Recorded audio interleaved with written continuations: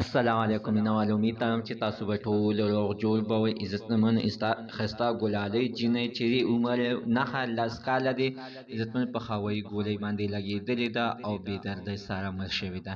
راځئ مینوال چې دا څنګه مړ شوې ده، ټول معلومات زه تاسو سره په دې ویډیو کې شیر کوم. موږ سره دا ویډیو تر اخره پورې ګورئ، تاسو ته پوره معلومات در ورسېږي. دې معلومات نه مخکې زه تاسو ته دا یادګي نه وکړم، تاسو که چېرې زموږ په دې سوپر کلیک چینل کې نوي وئ، چینل هم نوي سبسکرایب کړئ. مهرباني وکړئ تاسو زموږ دا سوپر کلیک چینل د سره سبسکرایب کړئ، خوا کې ورسره د ټلۍ نشان ووهئ.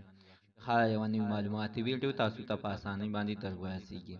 عزتمنو وروسته به دلته بې ګناه کتونه کېږي چې نن څنګه پرې پېښور کې عزتمنو فاطمه جینۍ چې لس کاله عمر دی، عزتمنو دا د مور سره د ماماګانو کره د واده په خوشحالۍ باندې راغلې وه. عزتمن ماماګانو کره واده هلته کې راغلې وه. عزتمن چې شپه ناوخته شوې ده، دغه دا هلک واده ته خپلو ملګرو نکریزې راوړي دي. دغه د نکریزو په دوران کې عزتمنو ډزې شوې.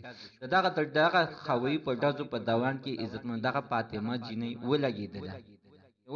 عزتمنو د هغې نه بعد بیا د پېښور اسپتال ته یوړل شوه. هلته کې عزتمن د دې علاج شروع شو. یوړل سره عزتمن د علاج دپاره ایمرجنسي ته دننه شوه چې راوته. عزتمنو غریب به مړه وه، ژوندی نه وه. عزتمن معمولي خوشحالۍ دپاره د یو کور ټول عمر غمونه یې په سر کړ. عزتمنو د فاطمې ډلې په ماماګانو باندې هم هغه واده په غم باندې بدل شولو. فاطمې د کور کې هم ماتم ساه شولو.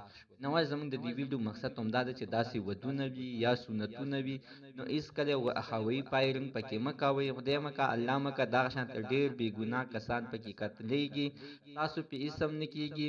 تاسو خو بس صرف یوه ګوته ده وچلوئ او ویل ډزې وکئ، خو بیا دا غم بیا وروسته کې پرېږدي. نن څنګه په پېښور کې دغه فاطمه جینۍ بې دردۍ سره مړه شوې ده. زموږ د عزتمن تر نن ورځې معلومات د دې ځای پورې د نوي معلومات دپاره د سره زموږ دا سوپر کلیک چینل د سره سبسکرایب کړئ، خوا کې ورسره د ټلۍ نشان ووهئ. ښه یوه نوي معلوماتي ویډیو تاسو ته په اسانۍ باندې در ورسېږي.